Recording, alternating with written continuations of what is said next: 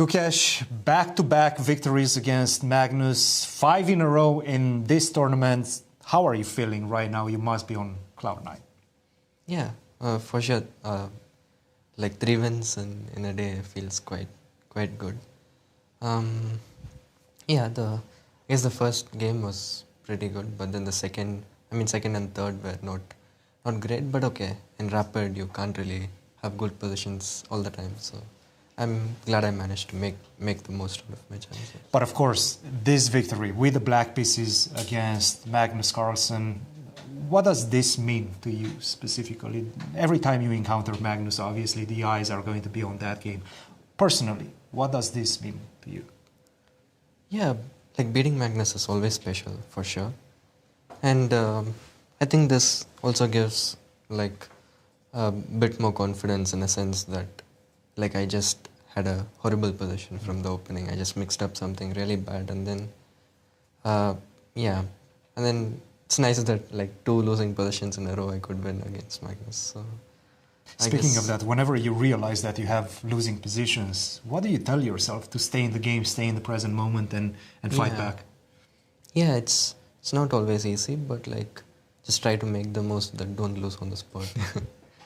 But yeah, luckily today also against Fabi I had a pretty bad position, but at least he was like taking too much time, so it was not really like that much of a practical disadvantage. And yeah, I just one more at a time stay in the game, and hopefully, thankfully things worked out. When did you feel like things are starting to turn in your favor in this game? You mentioned that you thought that you had a pretty bad position, which was the case indeed. When did you feel like things are turning in your decision? I mean, my first mistake was just playing G6 allowing knight f1, which, I mean, I just mixed up something really bad in the opening. All the way here? Yes. Yeah, all the way here. I guess, like, in some position I saw that this was a possible idea with knight h5, knight g7, but okay, here white just gets knight f1, bishop h6, and it's just too fast. Yeah, I should go a4, I realized it later, but during the game I was not really sure about it. Just playing pretty bad, to be honest. And I think it was this move knight to h5 that... yeah, I mean I was already very uncomfortable here. I didn't like... Somehow it feels like the close position knights are on good squares, but they're not like permanently good, yeah. And also this b5 pawn is really weak. I don't know what to do with that. Yeah, knight h5 was pretty bad, yeah. I should go h5. h4, f6, yeah. Just play f6, yeah. Yeah, something like this I could have done, but... It's a very counterintuitive position, right? Because again, it's a close position, but in fact, if it opens up, it seems like the king becomes weak, the white king becomes quite weak, right? So you want to open up the position against the 2 bishops, right? Yeah, it's kind of the tricky part. Yes. But like, I think the only moment where I realized I might have some chances was when I played c6. Like initially I thought like what he did was clever with b4, but then after c6 it gets really tricky. I mean, still should be better, but like suddenly out of all of a sudden when you face counterplay, it's never easy. So one of the things that you've been impressing with is your time management. It seems like you're always dictating the pace whenever it gets down to the last 5 minutes. You're ahead on the clock. Was that part of the strategy? I guess it was not always the case, right? I mean, it was... Against Fabiano, for example, against Fabi, that was the case as well. Against Magnus right now. Yeah, true. I mean, against Magnus in this game specifically, it was just that I had no other choice but to play fast because my position was just bad. But against Fabi, he was taking too much time, so it's natural that I put pressure. But yeah, good moves with good time management is a good combination. How did you assess this position after knight takes d6? We were trying to figure things out.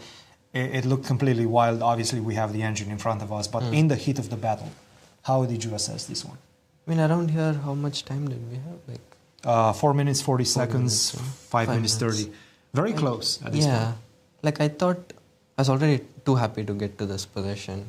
And I thought like, okay, 2 knights in like last, I mean, even though it's 4 minutes, it's like still tricky to handle all these knights with a weak kind of weak king. My king is quite safe, and all the pawns are hanging. So if you're not precise, you just lose the pawns. You get under some attack. So I was pretty confident. I mean, I was pretty optimistic about my chances here. Yeah, yeah. And I think Gary was here in the studio with us, and I asked him sort of the same question at this point, and he said he would bet on you at this point, just because you were playing your moves, you were making your decisions much more confidently, it felt. yeah, it's just a much easier position to play with black, especially in rapid, I think so.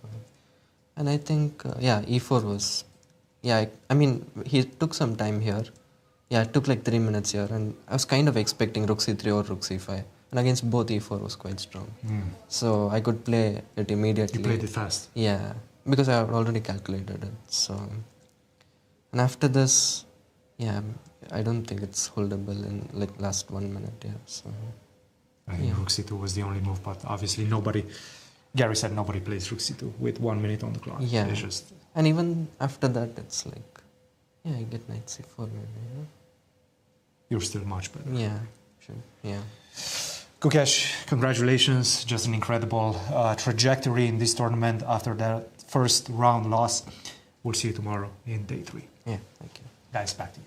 Thank you, Cristian. Congratulations, Gukesh. 5 wins in a row. Let's take a look at the standings. After Did you know who the